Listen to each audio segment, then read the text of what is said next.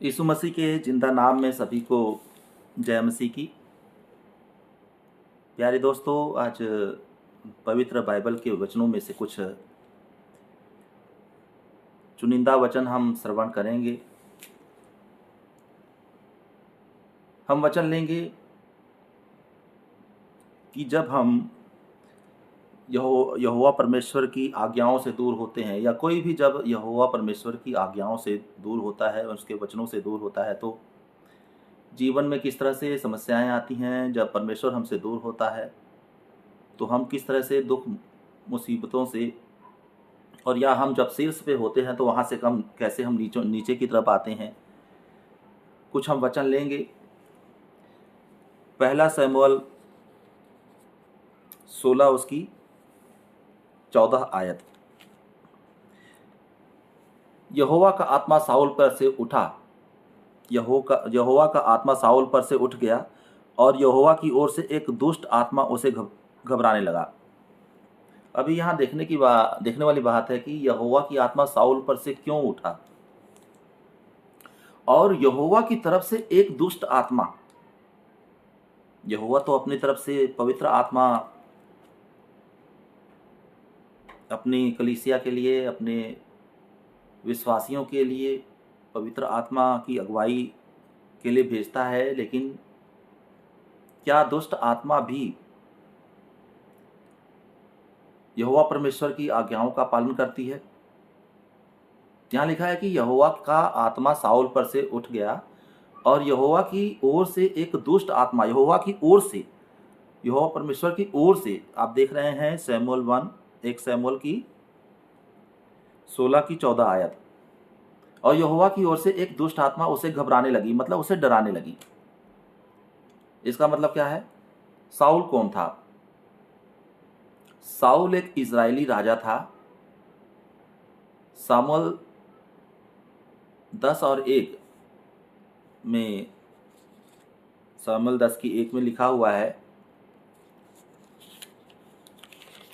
शमूएल ने उसका अभिषेक किया। शुरू में यहोवा का आत्मा उस पर उतरा। शमूएल 10 की 1 आयत में लिखा क्या है? शमूएल ने उसका अभिषेक किया। किसका? साउल का। शुरू में यहोवा का आत्मा उस पर उतरा। फिर शमूएल की 10:6 पे लिखा है, 10 की 6 आयत में, शमूएल 10:6 में, और वो भविष्यवक्ता की तरह बोलने लगा। जब शमूएल ने साउल का अभिषेक किया तो वह भविष्यवक्ताओं की तरह बोलने लगा। लेकिन यहोवा का आत्मा क्यों उठ गया? साउल के ऊपर से आत्मा क्यों उठा? वचन देखते हैं 14। क्योंकि साउल ने 2 बार परमेश्वर की आज्ञा नहीं मानी। 14 में लिखा है, क्योंकि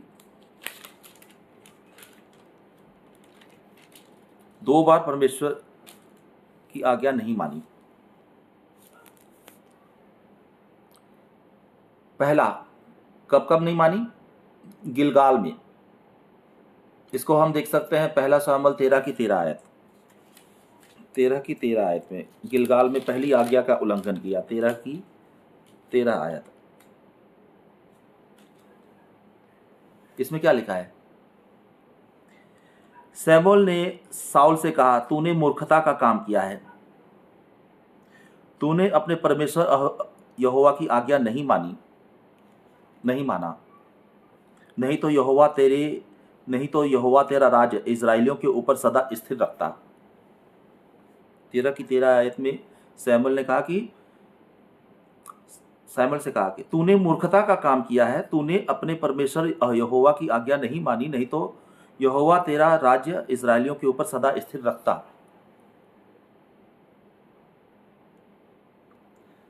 फिर 14 में, परंतु अब तेरा राज्य बना न रहेगा। यहोवा ने अपने लिए एक ऐसे पुरुष को ढूंढ लिया है जो उसके मन के अनुसार, और यहोवा ने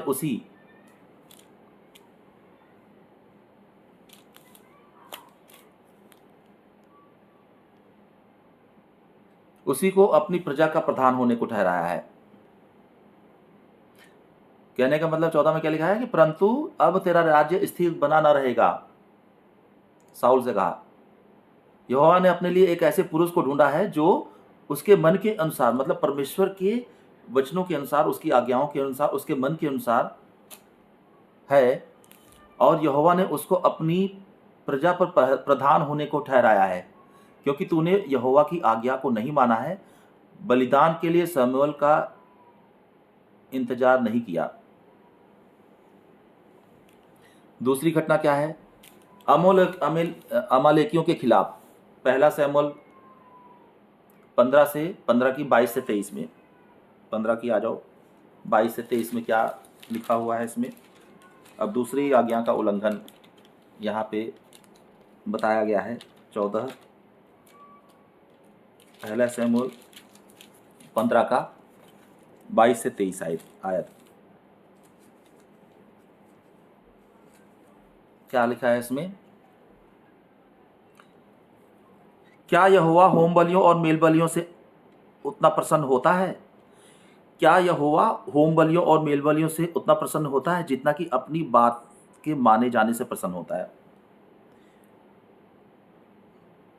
दोबारा समझें, क्या यहोवा होम बलियों और मेल बलियों से प्रसन्न होता है जितना कि यहोवा अपनी बात के माने जाने से प्रसन्न होता है? सुन, मानना तो बलि चढ़ाने और कान लगाना मेढ़ों की चर्बी से उत्तम है। क्या कह रहे हैं? सुन, मानना तो मतलब परमेश्वर की बातों को मानना तो बलि चढ़ाने से, और कान लगाना प्रभु की बातों को सुना मेढ़ों की चर्बी से भी उत्तम है। देख, बलवा करना और भावी कहने वालों से पूछना एक ही समान पाप है। देख, बलवा करना मतलब विरोध करना, और भावी कहने वालों से पूछना, दोनों ही पाप एक समान है। और हठ करना मतलब जिद करना मूर्तों और गृह देवताओं की पूजा के तुल्य है। मूर्तों मतलब मूर्ति पूजा और गृह देवताओं की पूजा को जितना पाप माना गया है, जितना सजा योग्य माना गया है प्रभु की तरफ से, हठ करना भी उतना ही सजा के योग्य माना गया कि तुम हठ करते हो। तूने जो यहोवा की बातों को तुच्छ जाना, इसलिए उसने तुझे राजा होने के लिए तुच्छ जाना। क्योंकि तूने यहोवा की बातों को तुच्छ जाना, इसलिए उसने तुझे राजा होने के लिए तुच्छ जाना। यही वजह थी कि साउल को ये चेतावनी दे दी गई थी शमूएल की तरफ से कि अब तेरा राज्य छीन लिया जाएगा। परमेश्वर ने कहा सब नष्ट कर दो, पर साउल ने सबसे अच्छे जानवर बचा लिए। परमेश्वर ने साउल से कहा था कि सभी नष्ट कर दो, लेकिन साउल ने कुछ अच्छे जानवर बचा लिए थे। ये उसने हठ करी, ये उसने बलवा किया, ये उसने उनकी आज्ञाओं का, प्रभु की आज्ञा का उल्लंघन किया। तब शमूएल ने कहा, आज्ञा मानना बलिदान से उत्तम है। प्रभु की आज्ञा मानना, बलिदान मतलब बलि चढ़ाना, उससे कहीं उत्तम है। शमूएल की 15 की 22 और 15 की 23 में लिखा है, 22 और 23 में, कि हठ करना और मूर्ति पूजा करना, हठ करना मूर्ति पूजा और गृह देवताओं के पूजा के समान है, जो जिद करना है। इस अवज्ञा के कारण परमेश्वर ने राज्य उससे छीन करके दाऊद को देने का फैसला किया। इज़राइल का पहला राजा साउल हुआ, लेकिन उसके बाद में साउल का जो राज्य परमेश्वर ने, क्योंकि साउल ने उल्लंघना की, परमेश्वर की आज्ञाओं को तोड़ा, तो उसका राज्य परमेश्वर ने दाऊद को देने का फैसला किया। अब 15 की 28 में पढ़ते हैं हम, शमूएल 15 की 28 में,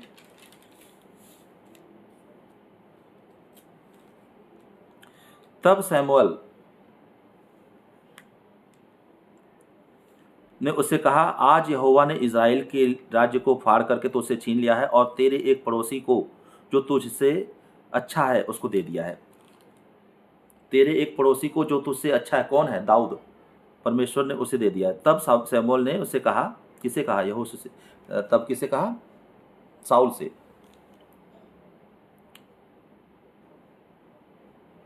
आज यहोवा ने इज़राइल के राज्य को फाड़ करके तुझसे छीन लिया है और तेरे एक पड़ोसी को तुझसे अच्छा है उसे दे दिया है, जो तुझसे अच्छा उसे दे दिया है।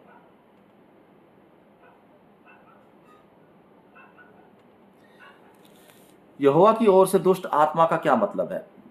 हमने बीच बीच में पढ़ा था कि क्या पढ़ा था? यहोवा का आत्मा साउल पर से उठा और यहोवा की ओर से एक दुष्ट आत्मा उससे घबराने लगी। तो यहोवा की ओर से दुष्ट आत्मा का मतलब क्या है? इसका मतलब ये नहीं कि परमेश्वर बुराई भेजता है। बाइबल की भाषा में इसका मतलब है कि परमेश्वर ने अपनी रक्षा हटा ली। परमेश्वर जो हमारी रक्षा करता है, जब हम अपनी उनकी परमेश्वर की आज्ञाओं को तोड़ते हैं तो शैतान फिर लोगों के नजदीक जाता है, तो परमेश्वर ने अपनी रक्षा हटा ली।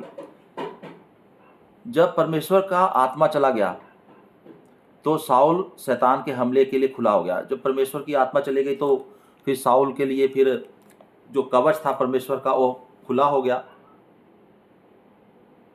परमेश्वर ने उसे रोकना बंद कर दिया। जो शत्रुओं के हमले थे उसको रोकना बंद कर दिया साउल के ऊपर के लिए। अब इसे हम पढ़ सकते हैं रोमियो 1:24। रोमियो 1:24। रोमियो 1:24।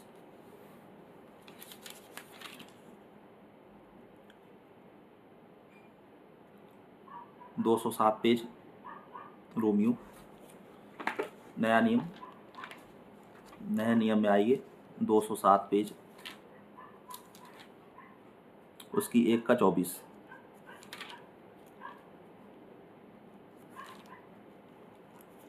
रोमियो 1:24।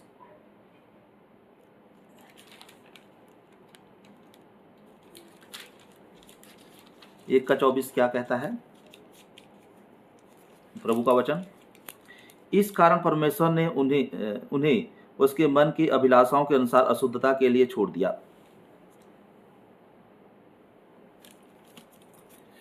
कि वे आपस में अपने शरीरों का अनादर करें। 1:24 में क्या लिखा है? इस कारण परमेश्वर ने उन्हें उनके मन की अभिलाषाओं के अनुसार, मन की अभिलाषाओं के अनुसार, क्योंकि हम अपने मन की मर्जी करते हैं तो परमेश्वर उनको उनकी अभिलाषाओं के अनुसार अशुद्धता के लिए छोड़ दिया। मतलब अशुद्धता के लिए परमेश्वर छोड़ता है जो मन मर्जी करते हैं, कि वे आपस में अपने शरीरों का अनादर करें। इसलिए परमेश्वर ने उन्हें नीच कामनाओं के वश में छोड़ दिया। यहाँ तक कि उनकी स्त्रियों ने भी स्वाभाविक व्यवहार को उससे जो स्वभाव के विरुद्ध है बदल डाला। उनकी पत्नियों ने भी, इसलिए परमेश्वर ने उन्हें नीच कामनाओं के वश में छोड़ दिया। यहाँ तक कि उनकी स्त्रियों ने भी स्वाभाविक व्यवहार को, जो उसके उनका जो स्वभाव व्यवहारिक था उससे जो स्वभाव के विरुद्ध है, उनके स्वभाव के विरुद्ध था, बदल डाला, स्वभाव वैसा बना डाला। जब उन्होंने परमेश्वर को पहचानना न चाहा तो परमेश्वर ने भी उन्हें उनके निकम्मे मन पर छोड़ दिया कि ठीक है, तुम्हारा जो निकम्मा मन है, अगर तुम उन्हीं में खुश हो तो उसी पे खुश रहो, जाओ तुम उसी पे खुश रहो। परमेश्वर ने छोड़ा कि वे अनुचित काम करते रहो। जब परमेश्वर ने छोड़ दिया तो मैं भी ऐसा लिखा है कि परमेश्वर ने उन्हें उनके इच्छाओं पर छोड़ दिया। इसका परिणाम क्या हुआ? साउल घबराने लगा, डरने लगा, चिड़चिड़ा हो गया। इसे बताया गया है पहला सैमुअल की 16:15 में। पहला सैमुअल 16:15 में।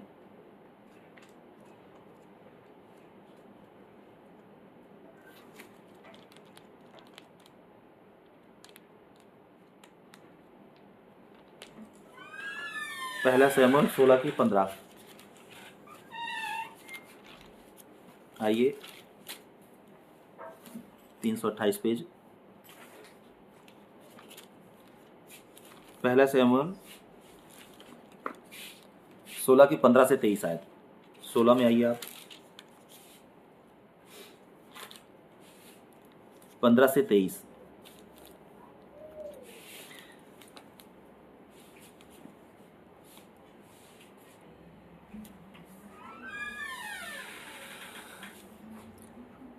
और साउल के कर्मचारियों ने उससे कहा, सुन, परमेश्वर की ओर से एक दुष्ट आत्मा तुझे घबराता है, मतलब तुझे डराता है।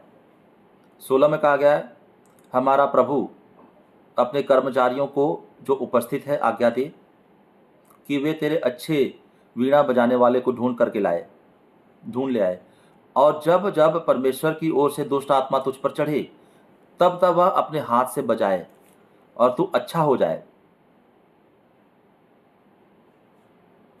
इसका मतलब समझने वाली बात है कि साउल के कर्मचारियों ने उससे कहा, किससे कहा? साउल से, कि सुन, परमेश्वर की ओर से एक दुष्ट आत्मा तुझे घबराता है, मतलब तुझे डराता है। हमारा प्रभु अपने कर्मचारियों को जो उपस्थित है आज्ञा दे। हमारा प्रभु अपने कर्मचारियों को जो वहां पे मौजूद थे, जो उपस्थित हैं, उन्हें आज्ञा दे कि वे किसी अच्छे वीणा बजाने वाले को ढूंढ के लेके आए, और जब वह परमेश्वर की ओर से मतलब परमेश्वर की स्तुति करते हुए, महिमा करते हुए, वर्शिप करते हुए,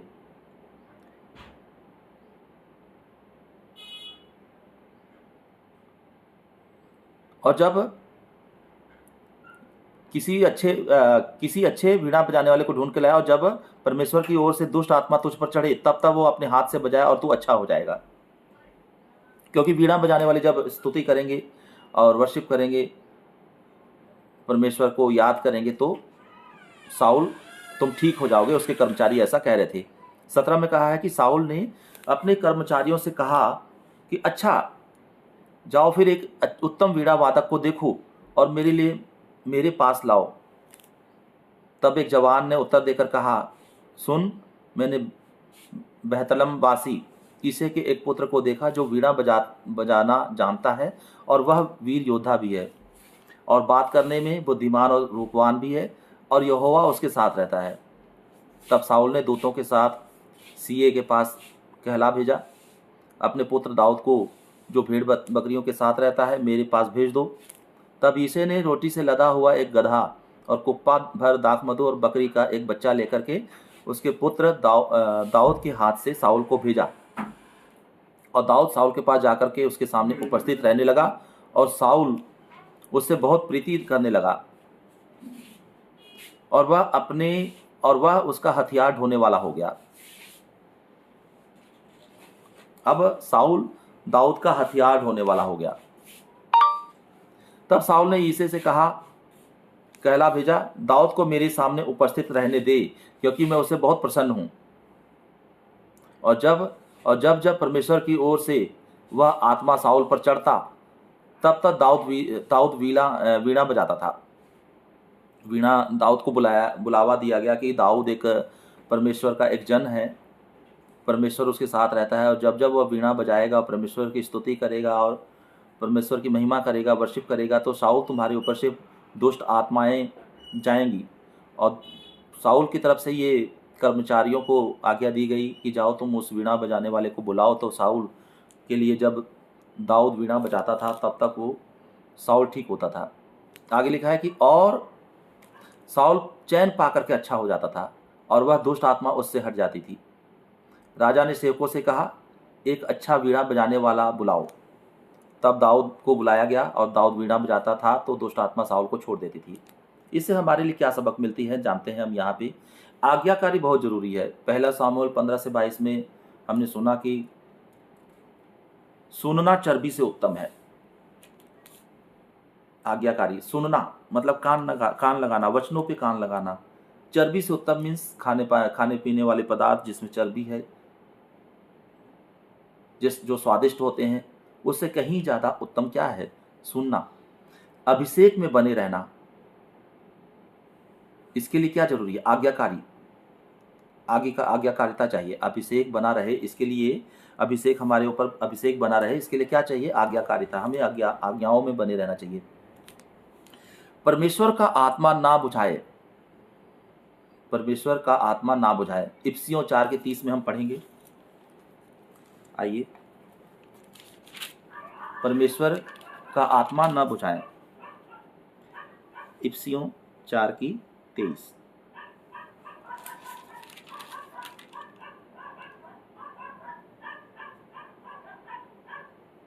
नए नियम में 264 पेज,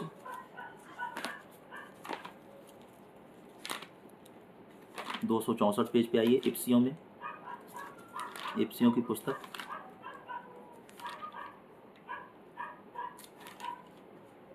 264, 4:23।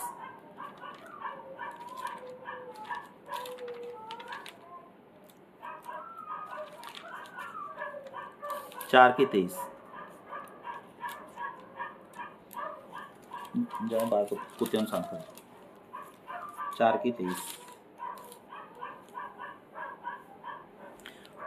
और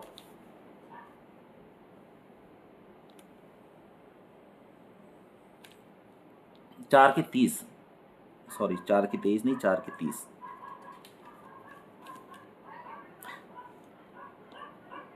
परमेश्वर के पवित्र आत्मा को शोकित मत करो, परमेश्वर के पवित्र आत्मा को शोकित मत करो। आप इफिसियों की 4:30 में आप ये वचन पढ़ेंगे। आप परमेश्वर के पवित्र आत्मा को शोकित मत करो। परमेश्वर की पवित्र आत्मा शोकित कैसे होती है? पाप से, घमंड से, हठ से। जब पाप करते हैं, घमंड करते हैं, हठ करते हैं, जिद करते हैं, तो परमेश्वर की आत्मा दुखी होता है। खाली जगह शैतान भर देता है। खाली जगह, आपने कई बार सुना होगा बुजुर्गों से भी, खाली दिमाग शैतान का घर। तो ये पवित्र बाइबल का ये वचन है कि खाली जगह शैतान भर देता है। मत्ती की आप 12:43 से 45, मत्ती की पुस्तक 12:43 से 45। आइए 12 आयत में आते हैं। कितने से? 43 से 45।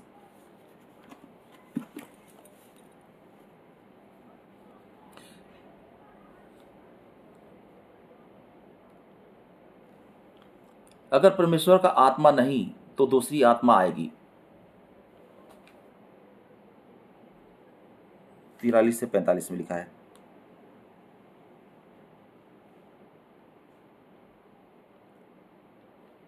जब अशुद्ध आत्मा मनुष्य में से निकल जाती है तो सूखी जगहों में विश्राम ढूंढती है और फिर नहीं पाती है। तब कहती है कि मैं अपने उसी घर में जहाँ से निकली थी लौट आऊँ, और लौट करके उससे सूना सूना झाड़ा बुहारा और सजा सजाया पाती है। तब वह जाकर के अपने से और बुरी 7 आत्माओं को अपने साथ लेकर के आती है और वे उसमें पैठ पा करके उसमें वास करती है। खाली जगह, जब हम परमेश्वर की पवित्र आत्मा को हम अपनी जगह से अपने शरीर से निकालते हैं तो जगह खाली हो जाती है।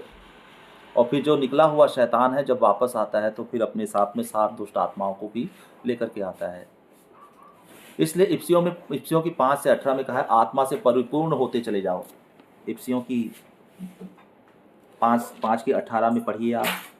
इफिसियों 5:18, 5 की 18 में आइए। क्या लिखा है 5 की 18 में?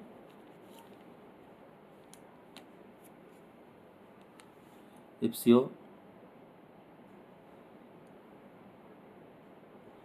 आत्मा से परिपूर्ण होते चले जाओ।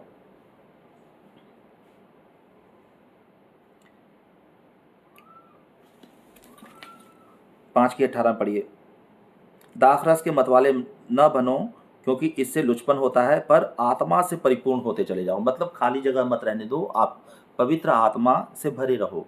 अगर आप पवित्र आत्मा को अपने इस देह से, अपने शरीर से निकालेंगे तो दुष्ट आत्माएं अपने साथ और 7 दुष्ट आत्माओं को लेकर के आएंगी।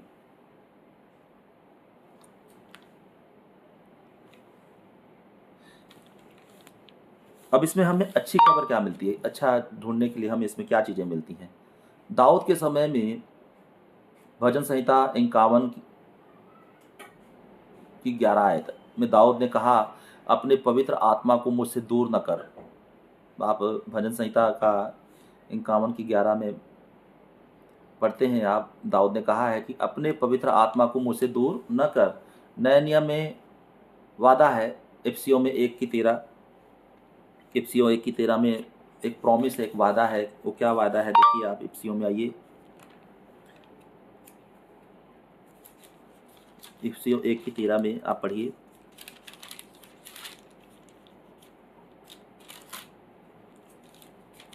एक की 13।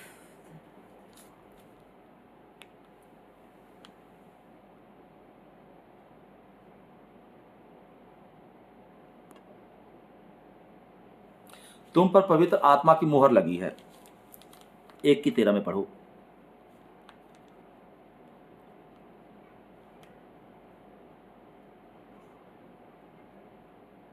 प्रतिज्ञा किए हुए पवित्र आत्मा की छाप लगी, कि तुम पर पवित्र आत्मा की मुहर लगी, वो हमें कभी नहीं छोड़ेगा।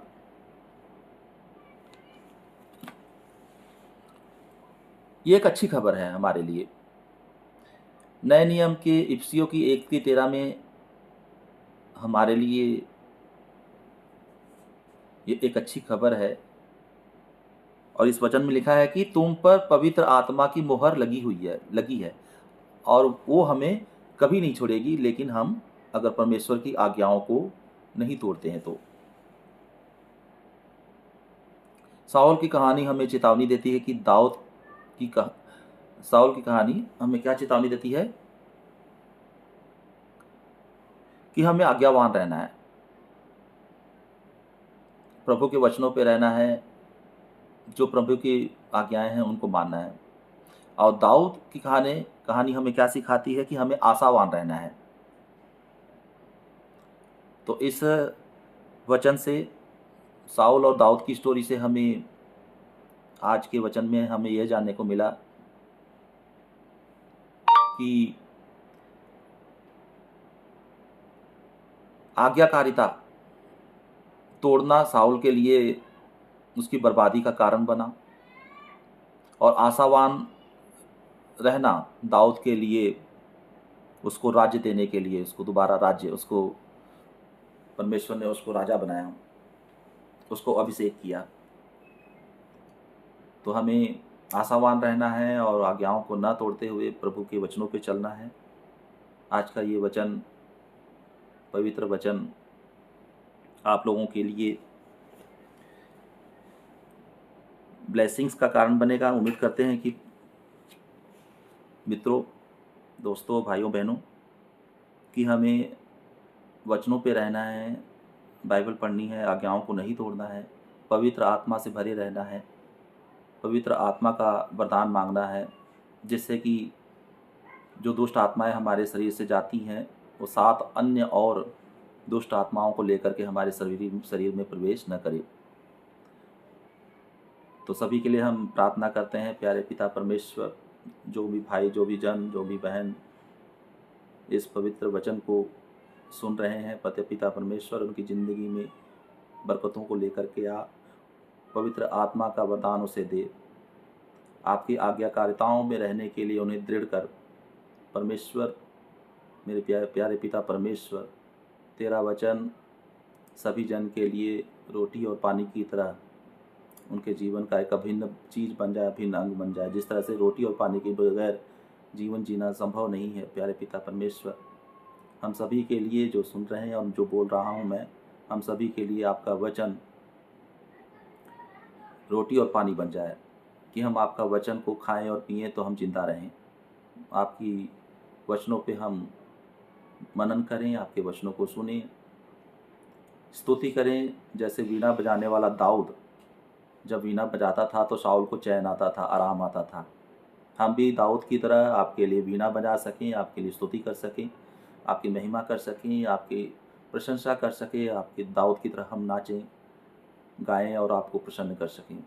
प्यारे पिता परमेश्वर, जो कुछ भी इस वचन में लिखा हमारी ज़िंदगी के लिए बहुत ही महत्वपूर्ण है। हम इससे नॉलेज लेते हैं, ज्ञान लेते हैं कि हम आपकी वचनों को कान लगाएँगे, क्योंकि आपके वचन में लिखा है कि चर्बी से भी उत्तम है कान लगा कर के सुनना।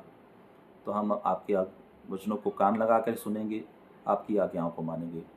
प्यारे पिता परमेश्वर के नाम पे, यीशु मसीह के नाम पे प्रार्थना कबूल करो। आमीन, आमीन, आमीन।